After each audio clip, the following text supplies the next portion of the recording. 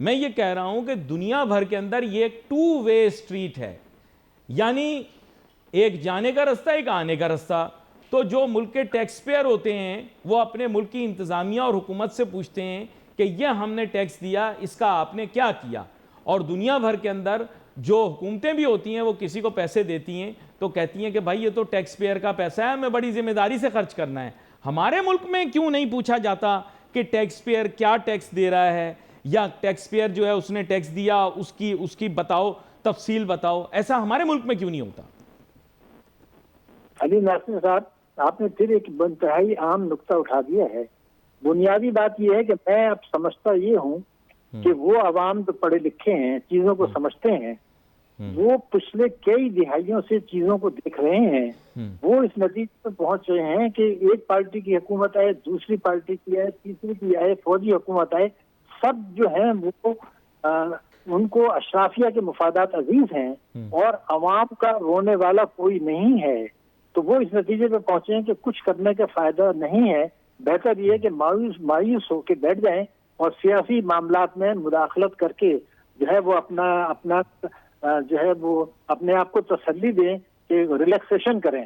تو مایوسی کی یہ وہ انتہا ہے جو کسی وقت بھی پھٹ سکتی ہے، اور جس وقت خدا نخواستہ یہ پھٹے گی، اس لیے کہ ظلم استحصال کی ایک لمٹ ہوتی ہے.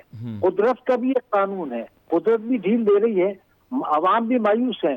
مایوسی بدلی جب اس حد تک بڑھ جائے کہ خودکشیاں کرنے لگیں، بچوں کو قتل کرنے لگیں، ان کا علاج معالجہ نہ کرا سکیں. نہیں، یہاں پر میرا آپ کا زاویہ فرق ہے چیزیں دیکھنے کا. میرے خیال سے اس قوم میں کوئی اہلیت نہیں ہے، نہ سوال پوچھنے کی، نہ مواخذہ کرنے کی، نہ وہ کیا کہتے ہیں احتساب کرنے کی. برا نہ مانیے گا، میری ججمنٹ ہے، ہو سکتا ہے غلط ہو.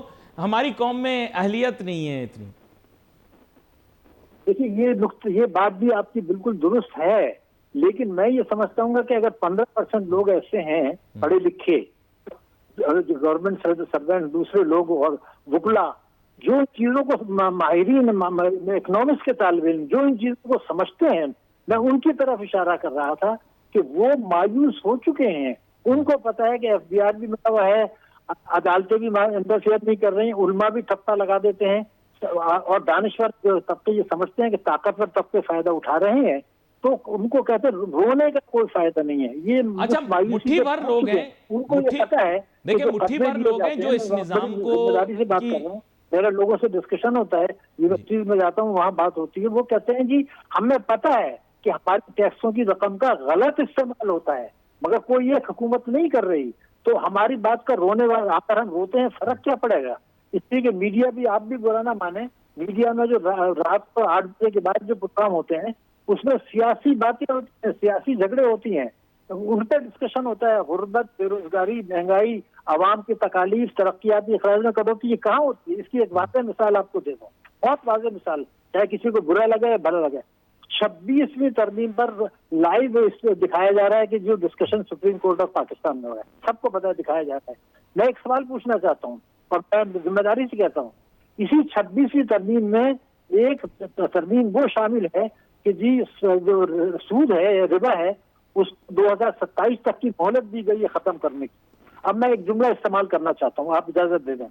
میں جس پارلیمنٹ نے یہ منظور کیا ہے، سپریم کورٹ، دوسرے ادارے، علماء سب یہ سمجھتے ہیں کہ دنیا کے تمام مفتی علماء جمع ہو جائیں تب بھی وہ نظریے ضرورت کے تحت قرآنی احکامات کے خلاف فیصلہ نہیں دے سکتے. اب میری بات پر آپ غور کر لیجیے، یہ آپ کے سوال ہی کا جواب ہے.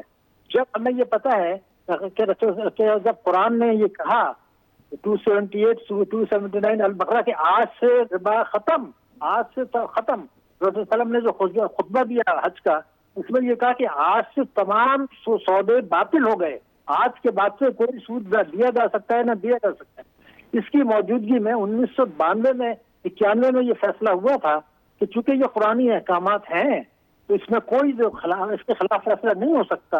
اس لیے یہ طے ہوا کہ 1 سال کی مدت 92 تک دے دی جائے تاکہ جو عملہ ہے اس کی تربیت ہو، اکاؤنٹس کی تیاری بنائی جائے، آڈٹ کی تیاری کی جائے، بینکوں کی تربیت کی جائے، تاجروں کی تربیت کی جائے. اس کے لیے مناسب بات تھی.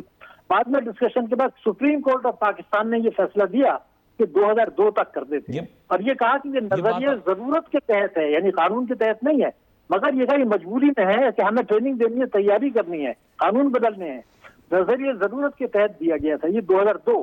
اب یہ جو 2002 کے بعد اب 2027 کر لیا گیا ہے، سب کو پتا ہے کہ یہ غیر اسلامی ہے، سب کو یہ پتا ہے کہ قرآن کے خلاف ہے، علماء اس کے پیچھے ہیں، وہ سپورٹ کر رہے ہیں، دینی مذہبی جماعتیں اس کو سپورٹ کر رہی ہیں، سپریم کورٹ میں جو ڈسکشن 26ویں ترمیم میں چل رہا ہے، کسی کو یہ توفیق نہیں ہوئی کہ جی ہمیں تو کوئی دلچسپی نہیں ہے 26ویں ترمیم میں کیا فیصلہ ہوتا ہے، مجھے تو یہ دلچسپی ہے کہ وہ یہ کہہ دیں کہ 26ویں ترمیم میں جو 2027 تک سود کی اجازت دی گئی ہے، دنیا کے تمام مفتیان کرام جمع ہو کے بھی یہ فیصلہ نہیں تو دے میں نے سکتے۔ آپ کو کہہ دیا نا کہ کسی دن، میں پوچھنا چاہتا ہوں کہ سپریم کورٹ اس پہ بات کیوں نہیں کر رہی؟ میں نے آپ کو کہہ دیا کہ کسی دن اگر کوئی عالم دین، مفتی یا فقیہ راضی ہو گیا آپ کے ساتھ مناظرہ کرنے کے لیے، تو میں نے آپ سے کمٹمنٹ کر دی کہ یہاں ٹی وی پروگرام میں بلا کر آپ دونوں کا مناظرہ کرواؤں گا، لیکن اب کوئی راضی تو ہو۔ یہ بات آپ نے دوبارہ دہرا دی، پہلے بھی آپ نے کہی، میں نے تو آپ کو واضح کر دیا ہے کہ آپ کا اس موضوع پر میں مناظرہ کروانے کے لیے تیار ہوں، آپ نام بتائیں، میں صاحب کو بلاؤں گا یا انوائٹ کروں گا، اب وہ راضی ہو جائیں۔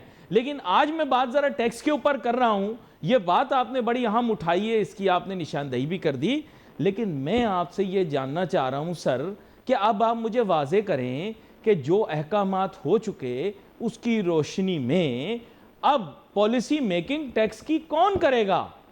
ٹیکس کا سلسلہ کہ ٹیکس کتنا لینا چاہیے، ٹیکس کی شرح کتنی ہونی چاہیے، اس پر ماضی میں آپ کو پتہ ہے جنگیں بھی ہوئی ہیں، انتشار بھی پھیلا ہے، بنو امیہ، بنو عباس اور اس کے بعد بھی آنے والی حکومتیں جو ہیں ان کے گرنے میں اہم وجہ ٹیکس یا جزیے کا نظام بھی رہا ہے۔